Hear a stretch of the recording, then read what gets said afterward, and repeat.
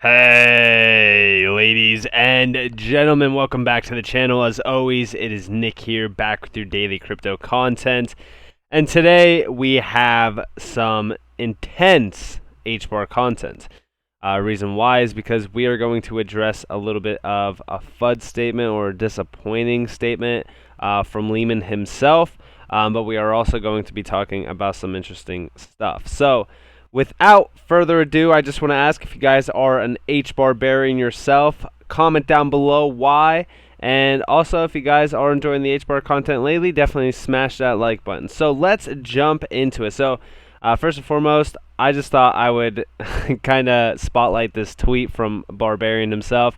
I thought it was pretty funny, but we do see what is Hashgraph Consensus. This is from learning what it is, and this is like a quote from in the article, but it says all the Hedera Hashgraph algorithms and key sizes were chosen to be compliant with the CNSA suit security standard, the standard required for protecting U.S. government top secret information. Keeping secrets, RA. And I thought this was pretty cool and pretty funny to actually analyze overall, but obviously this is a little bit of a meme. But if you actually read into it and look into this, this is really the idea of spotlighting the security measurements that Hedera Hashgraph will actually allow these companies and these big named governing council members to really utilize. When we're talking about government top security information and we're talking about the cyber attacks that have been happening lately, Hedera Hashgraph could really alleviate a lot of those pain points. And, yeah, sure, it is a meme, but this is actually from what the Hedera Consensus actually does. This is a small piece of the puzzle for the security cryptography aspect that they do have. So I do think the security aspect is a huge selling point for a lot of governing council members, as well as for, governing use for governments and stuff like that. So I thought this was great. I thought it was funny as well, so I figured I would, include it and kind of analyze it overall as well from a realistic and non-meme-ish standpoint. But I also want to talk to you guys a little bit about this meme as well. This comes from HBAR Caesar. Now, this is actually funny, and this is actually going to play a big role in what we are going to be talking about and actually watching here shortly, because I do have a little bit of an update for you guys regarding fiat currencies, CBDCs, and HBAR. Now, this is saying there's always a bigger fish, and we do see fiat, Bitcoin, Ethereum, and also Hedera. And we obviously have Byzantine Cat Node commenting on this, saying Hedera Hashgraph will devour most of the crypto universe as an appetizer before growing even greater than all of the current crypto market ever has been. And I do agree with this. I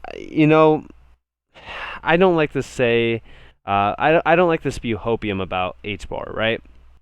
I like to talk about specifics and really the aspect of how big Hedera actually is, in part to its comparisons for Bitcoin and Ethereum and stuff like that. Now, what we are going to watch today, there is a little bit of a disappointing factor in it, but there's also a lot of bullish news regarding some information as well. Now, with that being said, I do agree with this statement. I do think that at some point in time, we could actually see HBAR become the #1 spot holder for crypto. And it's not because I want it to be, or it's because I'm biased on HBAR. It's because of what Lehman actually said in an interview that we are going to be analyzing here shortly. So definitely watch until the end of this video. Now, with that being said, let's move on from the memes. Let's go into the real in-depth information. Now, this tweet is coming from, it's Brandon. Now, this is his spreadsheet. It's actually intense. It has a ton of information regarding a lot of these big named pretty much companies. We do see Hedera Hashgraph here. We do see Alphabet, Microsoft, IBM, Dell. These are all governing council members for the most part, except for Dell and a few other ones. Now down here we have more names that aren't governing council members, but we do see maybe over here, which we do know that a lot of these could possibly be governing council members. Talking about Pfizer, we also talk about Oracle, Amazon, Visa, Toyota. I don't see Volvo on here, but Volvo should definitely be on here overall. But some exciting news regarding this is the fact that we do see, a lot of these companies that are on here have patents overall, and we do see some partners that are included with Hedera Hashgraph. Now, this Microsoft, I would not be surprised if Microsoft was a governing council member. The reason why is because they do have a ton of partners with Hedera Hashgraph. So there's a lot of connections there. MTech, Proven DB, and Unibright. So I would not be surprised with that. And we also see here Dell has RSA security. We also have TRM for PayPal. Now, I think that, that's the only ones that actually have partners, but those are some big names nonetheless, so I wouldn't be too concerned with one of them or pretty much all of them becoming governing council members. I do believe at some point in time we will see a lot more partners and governing council members of these big structured names on the list very soon. Now, with that being said, let's look at some of this breakdown. We do see seeing the companies joining the governing council and, more importantly, the corporations building use cases on the platform makes me think of other avenues for more exposure to the success of Hashgraph in more markets.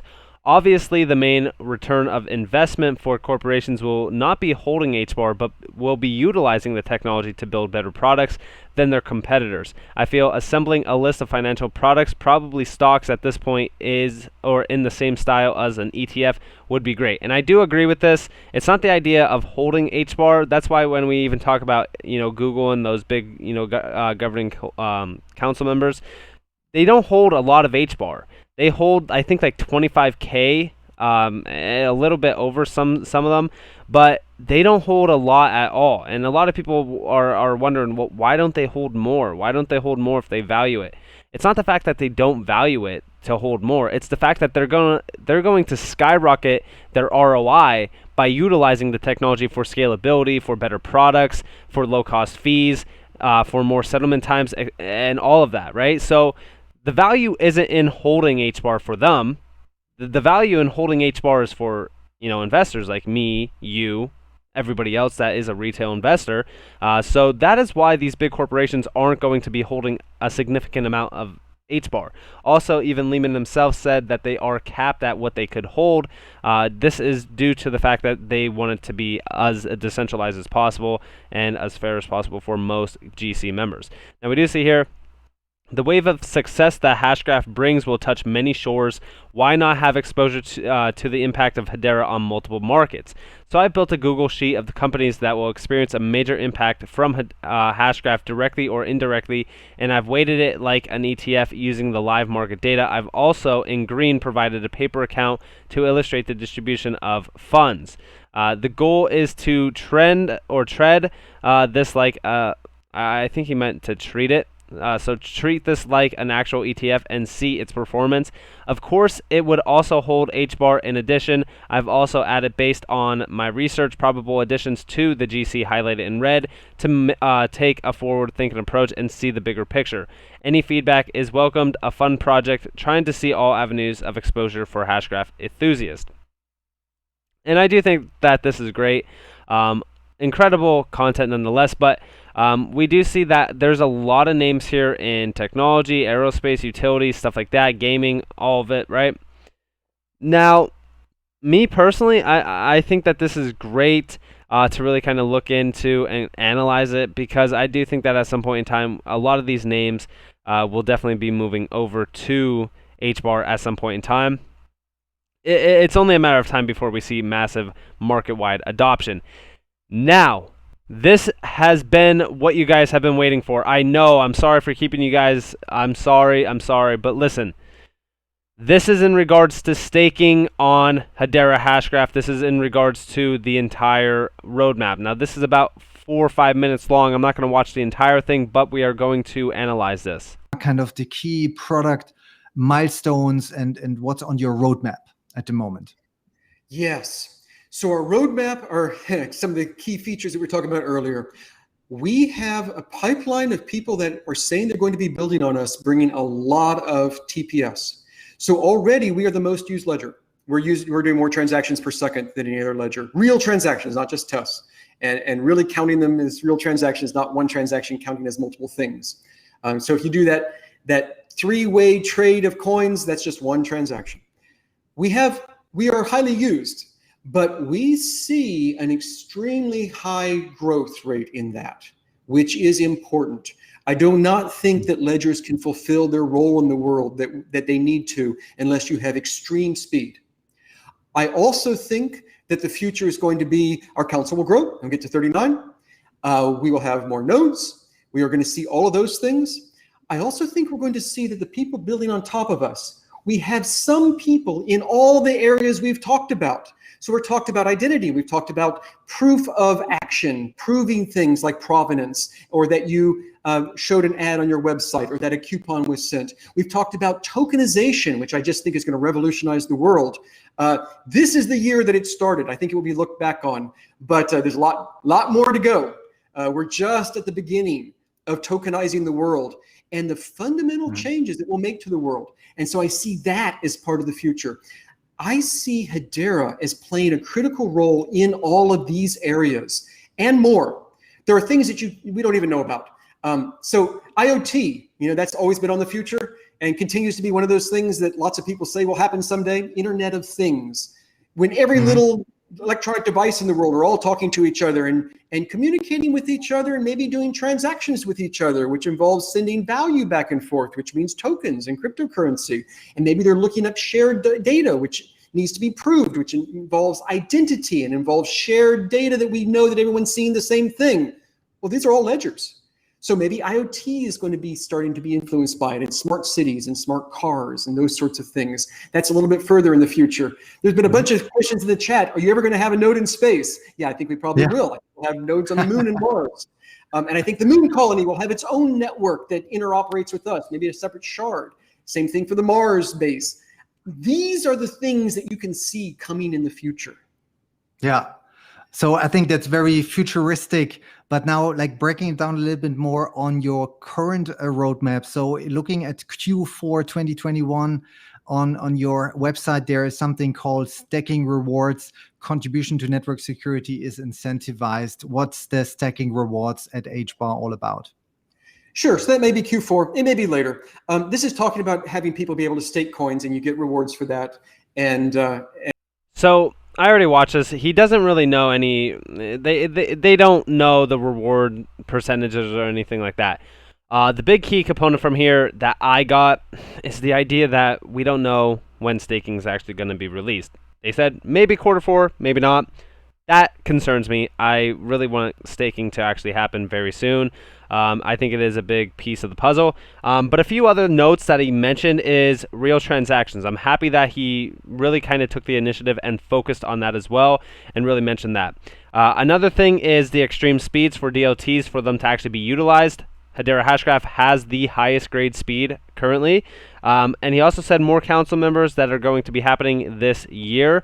He also mentioned, Mars and the moon nodes in space. Basically, they will be, pretty much skyrocketing into space and working in outer space with nodes and pretty much helping those projects succeed as well. Now, he's also talking about tokenization, and how it is such a big key component for the future. I do believe so as well, and he is saying Hedera Hashgraph is going to play a huge role in this, or a critical role, he said.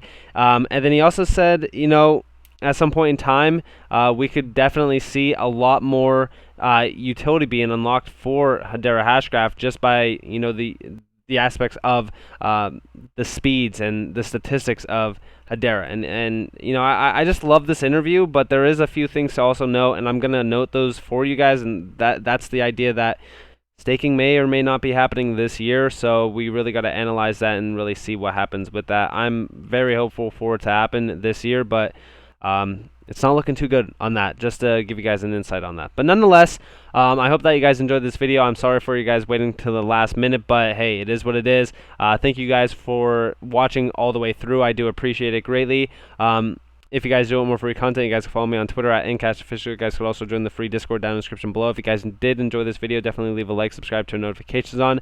I hope that you all have a beautiful day or a beautiful night wherever you guys are in this beautiful world. This has been Nick. Peace out.